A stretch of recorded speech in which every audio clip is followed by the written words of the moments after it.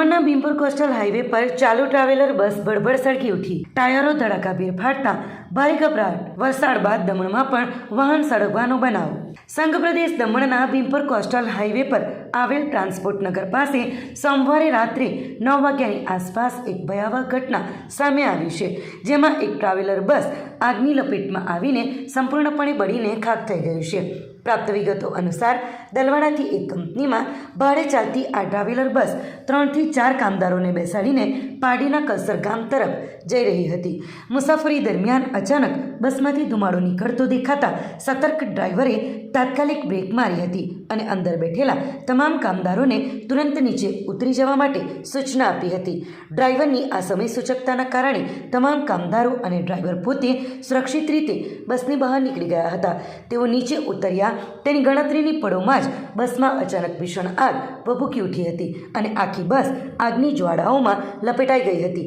આ ભીષણ આગ દરમિયાન ટેમ્પો ટ્રાવેલરના ટાયરો ધડાકાભેર ફાટતા આસપાસના લોકોમાં ભારે ગભરાટનો માહોલ ફેલાઈ ગયો હતો।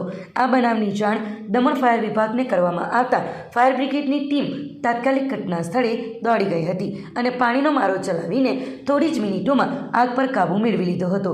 જોકે ફાયરની ટીમ પહોંચે અને આગ ઉલવે તે પહેલાં જ બસ સંપૂર્ણપણે સળગીને ભસ્મીભૂત થઈ ગઈ હતી। બસમાં આ ભીષણ આગ કયા કારણોસર લાગી તે અંગે હજુ સુધી કોઈ ચોક્કસ માહિતી જાણવા મળી નથી। અત્રે નોંધનીય છે કે દમણની બાજુમાં આવેલા વલસાડ હાઈવે પર પણ આ ચોમાસાની સિઝનમાં વાહનોમાં શોર્ટ સર્કિટ કે અન્ય કારણોસર આગ લાગવાના 3 થી 4 બનાવો નોંધાયા છે અને હવે વલસાડ બાદ દમણમાં પણ આવો જ એક બનાવ નોંધાયો છે। જોકે આ તમામ બનાવોમાં સૌથી મોટી રાહત અને નોંધપાત્ર વાત એ રહી છે કે વાહનો આગમાં સંપૂર્ણપણે બળીને ખાખ થઈ ગયા હોવા છતાં ડ્રાઈવરોની સતર્કતાથી એક પણ ઘટનામાં કોઈ પણ પ્રકારની જાનહાનિ થવા પામી નથી। गाड़ी अकरम अली की, तो इसमें 20-25 लोग 40 लोग बैठे। वो गाड़ी खराब था, धुआं लगने लगा इसलिए। गाड़ी खराब है ना, धुआं कम हुआ रहता। जा रहे हैं ड्यूटी जा रहे हैं। નેશનલ હાઈવે ઓથોરિટીની એક મોટી અને ગંભીર બેદરકારી સામે આવી છે। હાઈવે પર પડેલા મસ્ત મોટા ખાડાઓ હવે વાહન ચાલકો માટે જીવલેણ સાબિત થઈ રહ્યા છે। મોડી રાત્રે ભારે વરસાદ અને બ્રિજ પર બંધ સ્ટ્રીટ લાઇટોના કારણે સર્જાયેલા અંધારામાં એકસાથે 15 થી વધુ ગાડીઓના ટાયર ફાટવાની ઘટના બની છે। લાખો રૂપિયાનો ટોલ ટેક્સ વસૂલતી ઓથોરિટી સુવિધા આપવાના નામે કેવી રીતે નિષ્ફળ સાબિત થઈ છે। વલસાડ જિલ્લામાંથી પસાર થતા નેશનલ હાઈવે નંબર 48 પર મુસાફરી કરવી હવે જાણે જીવના જોખમ સમાન બની ગયું છે। નેશનલ હાઈવે ઓથોરિટીની ઘોર બેદરકારીનો ભોગ મોડી રાત્રે અનેક વાહન ચાલકો બન્યા। હાઈવે પર પડેલા જીવલેણ ખાડાઓના કારણે 1-2 નહીં પરંતુ અંદાજે 15 થી વધુ ગાડીઓના ટાયરો ફાટી જવાની ઘટના સામે આવી છે। રાત્રિના સમયે એક તરફ ભારે વરસાદ અને બીજી તરફ હાઈવે પર આવેલા ઓવરબ્રિજની સ્ટ્રીટ લાઇટો બંધ હાલતમાં હોવાના કારણે અંધારું અને વરસાદ હોવાના કારણે પૂરપાટ ઝડપે આવતા વાહન ચાલકોને રસ્તા વચ્ચે પડેલો મસમોટો ખાડો દેખાયો ન હતો।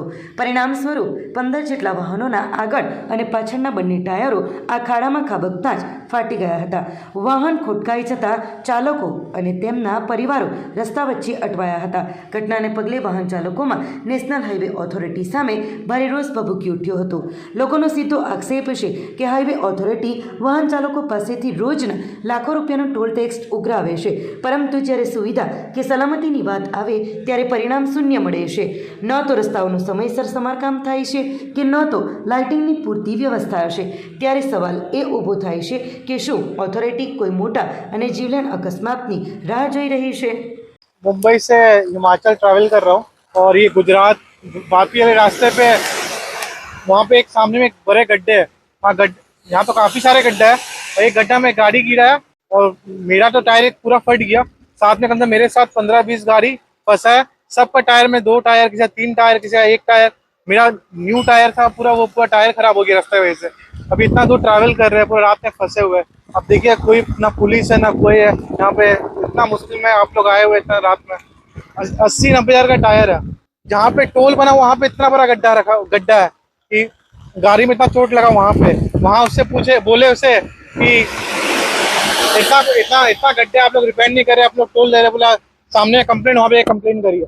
फिर अभी यहाँ पे आते आते मैं यह हादसा हो गया। मुंबई से सोमनाथ के लिए जा रहे थे, अचानक एक खड्डे में गाड़ी का आवाज आ गया जोर से, तो गड्ढे में जाने के बाद दोनों टायर हमारा लेफ्ट साइड का पूरा हवा गया, पंक्चर हो गया और फट गया टायर। तो आगे आके हम लोग लेफ्ट में रुक गए। पहला गाड़ी हमारा ही था, उसके बाद एक एक करके 7 से 8 गाड़ी ऐसा ही सबका सिचुएशन हुआ और सबको यही प्रॉब्लम हुआ है।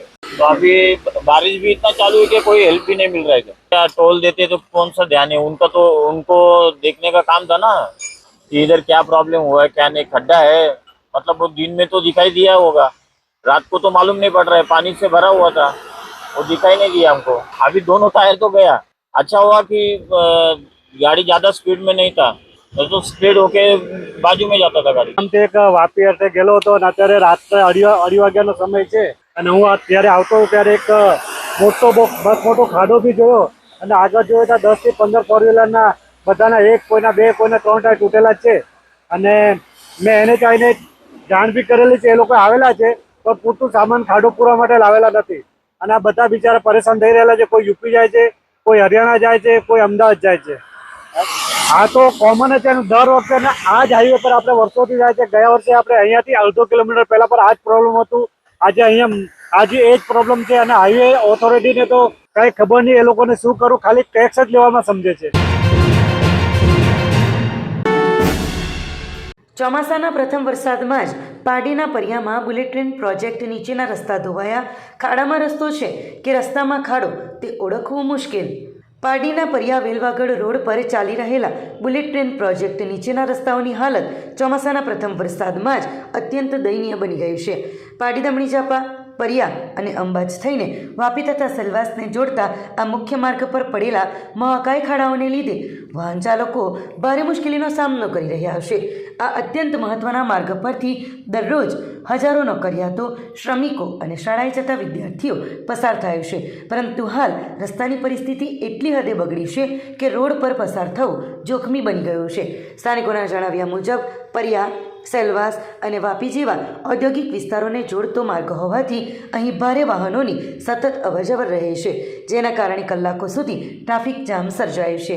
આ બિસ્માર રસ્તો ટુ વ્હીલર અને બાઇક ચાલકો માટે જીવલેણ બની ગયો છે અને અત્યાર સુધીમાં અનેક વાહનો પલટી મારી ચૂક્યા છે। રાત્રિના સમયે યોગ્ય લાઇટિંગ ન હોવાથી અકસ્માતનો ખતરો અનેક ગણો વધી જાય છે અને બાળકો શાળાએ જાય ત્યારે વાલીઓને પણ સતત ડર સતાવે છે। વારંવાર રજૂઆતો કરવા છતાં તંત્ર દ્વારા માત્ર કાગળ પર કામ થતું હોવાનો રોષ ઠાલવતા સ્થાનિક રહીશોએ તાત્કાલિક ધોરણે ખાડાઓનું યોગ્ય પુરાણ કરી રાત્રિના સમયે લાઇટની વ્યવસ્થા કરવાની ઉગ્ર માંગ કરી છે, જેથી કોઈ મોટો અકસ્માત સર્જાય તે પહેલાં લોકોની સુરક્ષા સુનિશ્ચિત કરી શકાય।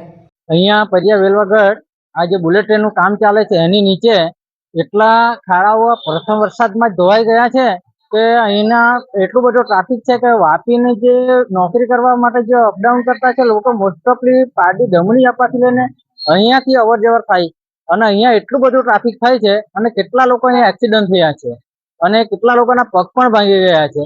સરકાર અત્યારે શું કરી રહી કઈ ખબર નથી પડતી। ખાડા અત્યારે હવે રસ્તામાં ખાડો છે કે ખાડામાં રસ્તો છે એ ખબર નથી પડતી, એટલી હાલત અહીંયા ખરાબ છે। રાત્રે તો અહીંયા કોણ અહીંયા આવીને જોઈ એવી પરિસ્થિતિ ખરાબ થઈ ગઈ કે હવે અહીંયા લાઇટ બી નથી।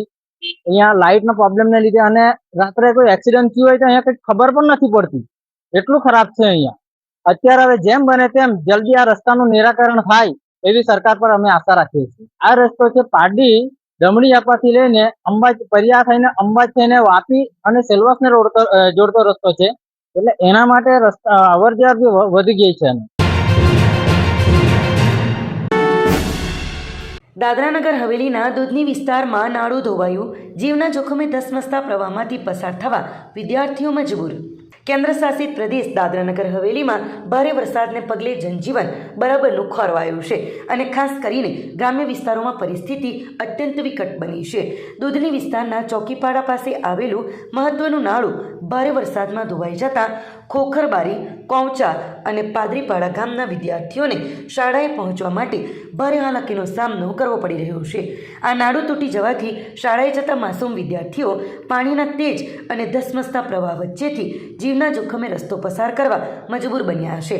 પાણીના ભારે પ્રવાહમાં એકબીજાનો હાથ પકડીને રસ્તો ઓળંગતા વિદ્યાર્થીઓનો વિડીયો પણ સ્થાનિકો દ્વારા સોશિયલ મીડિયામાં વાયરલ કરવામાં આવ્યો છે, જેને જોઈને કોઈપણ વ્યક્તિના જીવ તાળવે ચોંટી જાય તેવી પરિસ્થિતિ છે। આ જોખમી દ્રશ્યો સામે આવ્યા બાદ સ્થાનિક ગ્રામજનો અને વાલીઓમાં પોતાના બાળકોની સુરક્ષાને લઈને ભારે ચિંતા વ્યાપી ગયું છે. ચોમાસાની શરૂઆતમાં જ સર્જાયેલી આ ગંભીર પરિસ્થિતિને ધ્યાનમાં રાખીને ગ્રામજનો અને વાલીઓએ વહીવટીતંત્ર સમક્ષ તાત્કાલિક ધોરણે કોઈ વૈકલ્પિક વ્યવસ્થા ઊભી કરવાની અને ભવિષ્યમાં આવી દુર્ઘટના ન સર્જાય તે માટે કાયમી ધોરણે મજબૂત સમારકામ કરવાની ઉગ્ર માંગણી કરી છે, જેથી વિદ્યાર્થીઓ અને સ્થાનિક લોકોની સલામતી કાયમી ધોરણે સુનિશ્ચિત થઈ શકે. વાપીમાં મોડી રાતે 2 કલાકમાં 2 ઇંચ ધોધમાર વરસાદથી જળબંબાકાર, રસ્તાઓ પર નદીઓ વહી, અંડરપાસમાં ફસાયેલી પિકઅપ જીપનું રેસ્ક્યુ. વાપીમાં મોડી રાતે અચાનક ત્રાટકેલા ધોધમાર વરસાદે જનજીવન અસ્તવ્યસ્ત કરી નાખ્યું હતું અને માત્ર 2 કલાકમાં 2 ઇંચ વરસાદ ખાબકતા સમગ્ર શહેરમાં પાણી થઈ ગયું હતું. ભારે વરસાદના કારણે ચલા, મુક્તાનંદ માર્ગ, દમણ રોડ, ગુંજન વિસ્તાર અને સ્ટેશન રોડ સહિતના મુખ્ય વિસ્તારોમાં પાણી ભરાઈ ગયા હતા, જેના પગલે નોકરી અને ધંધાથી પરત ફરી રહેલા નાગરિકો ભારે મુશ્કેલીમાં મુકાયા હતા. વાપીના રસ્તાઓ પર જાણે પાણીની નદીઓ વહેતી હોય તેવા દ્રશ્યો સર્જાયા હતા અને વાહનો પાણીમાં ફસાયેલા નજરે પડ્યા હતા. ખાસ કરીને વાપી ઈસ્ટ અને વેસ્ટને જોડતા અંડરપાસમાં ભારે પાણી ભરાઈ જવાના કારણે એક પિકઅપ જીપ ફસાઈ ગઈ હતી, જેને સમય સૂચકતા વાપરીને દોરડા વડે ખેંચીને બહાર કાઢવામાં આવી હતી અને રાહતનો શ્વાસ લીધો હતો. વલસાડમાં મેઘતાંડવ, કોલક નદી 2 કાંઠે વહેતા અંબેટી પારડી કોઝવે ડૂબ્યો.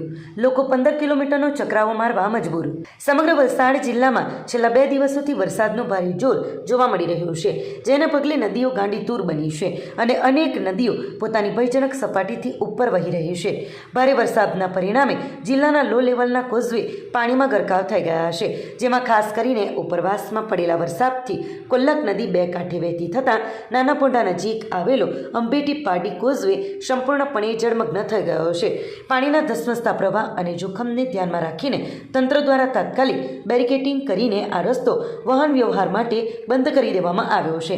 રસ્તો બંધ થવાના કારણે સ્થાનિક લોકોની સીધી અવરજવર ખોરવાઈ ગયું છે અને અત્યારે લોકોને ના છૂટકે 15 કિલોમીટરનો લાંબો ચકરાવો મારીને પોતાના ગંતવ્ય સ્થાને પહોંચવાની નોબત આવી છે.